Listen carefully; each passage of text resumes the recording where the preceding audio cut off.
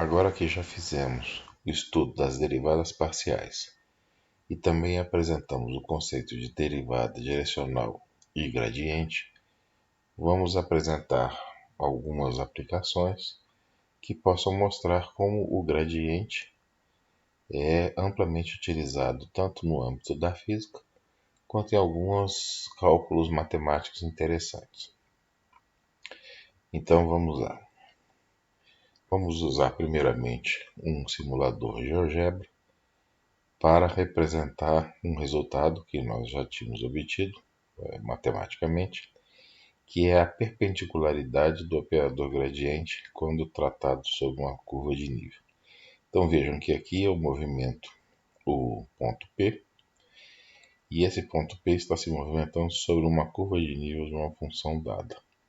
Vejam que o operador gradiente, quando aplicado sobre a função f, e em cima dessa curva de nível, gera sempre um vetor que é perpendicular a esta curva de nível. Neste caso, eu estou calculando o gradiente, mas esse resultado que está sendo apresentado aqui, na verdade é o resultado da derivada direcional, uma vez que eu faço o produto escalar do gradiente com o vetor unitário u. Agora vejam, se eu pegar esse vetor unitário, olhando para esse número aqui, se eu pegar esse vetor unitário e colocá-lo na direção do gradiente, eu terei o maior valor possível, dado o ponto, para essa derivada direcional.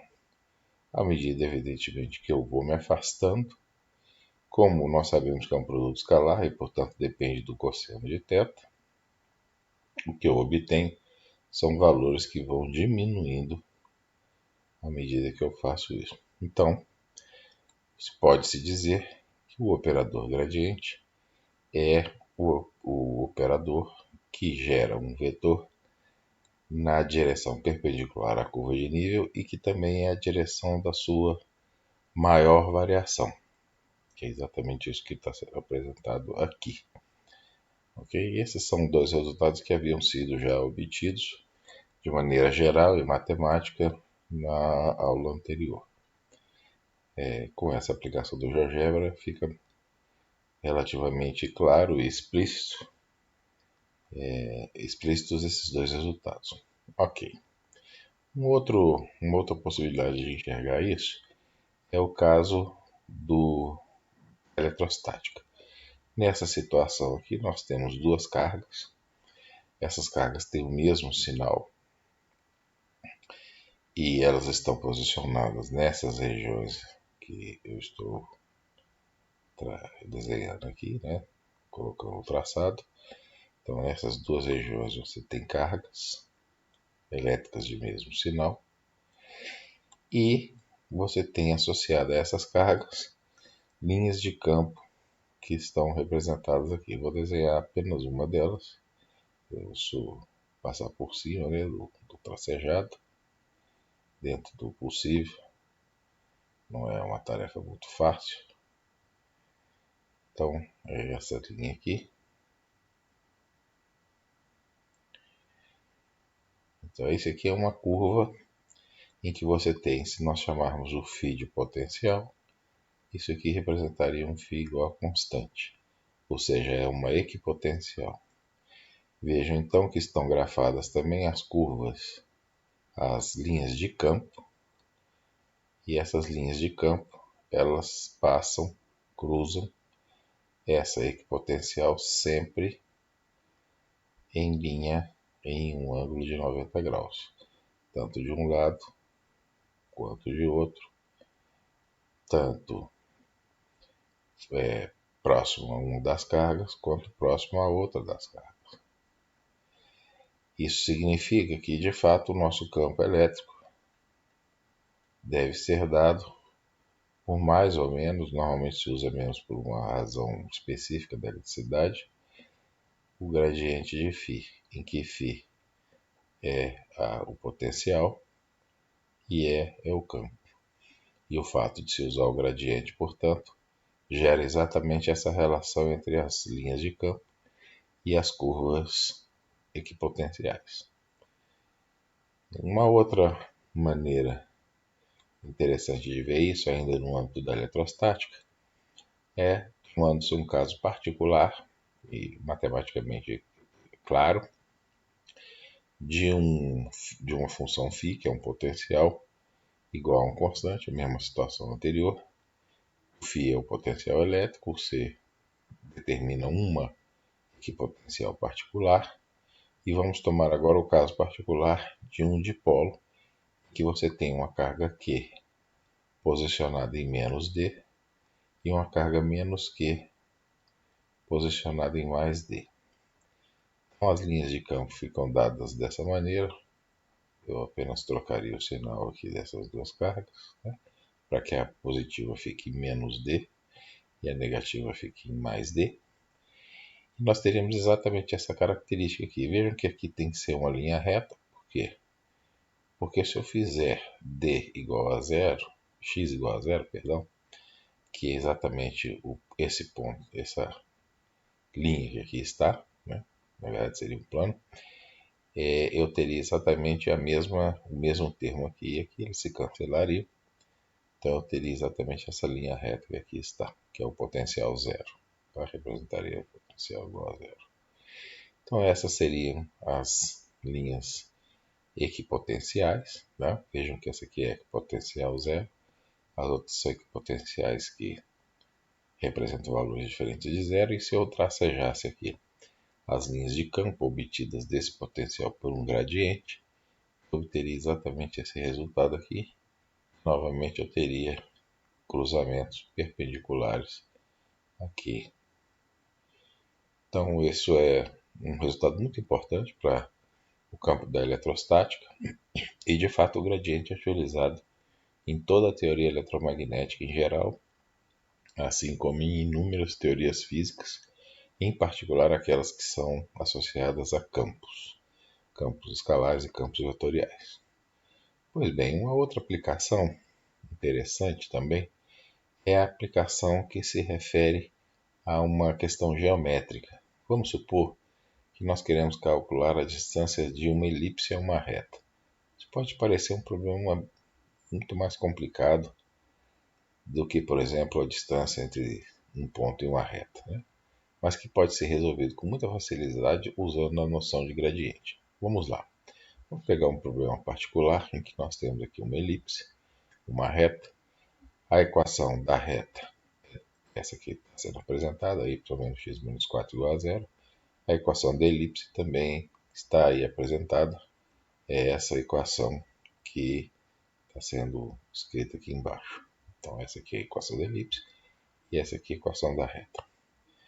Ok, o que vai acontecer? Eu quero calcular essa distância, mas essa distância vai ser certamente dada colocando os pontos em cima de alguma reta que seja mais ou menos por aqui, ó, né? E essa reta tem que ser perpendicular tanto à reta dada quanto à elipse. E eu preciso chegar a esse valor dessa distância. O que eu faço? Eu posso tomar, por exemplo, o gradiente dessa função. Eu posso assumir essa função aqui como sendo ρ de xy igual a y menos x e assumir que a reta é simplesmente uma equipotencial do tipo ρ igual a 4.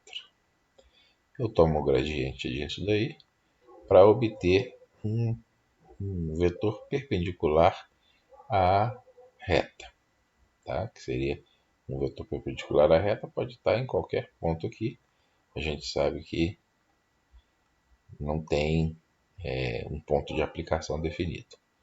Eu posso fazer a mesma coisa para esse caso aqui de baixo, em que eu assumo um φ de xy igual a 3x ao quadrado mais 2y ao quadrado mais xy, e essa equação aqui, que é a equação da elipse, nada mais é que um φ igual a 12, que é também um tipo de uma equação equipotencial, né, de uma linha de nível.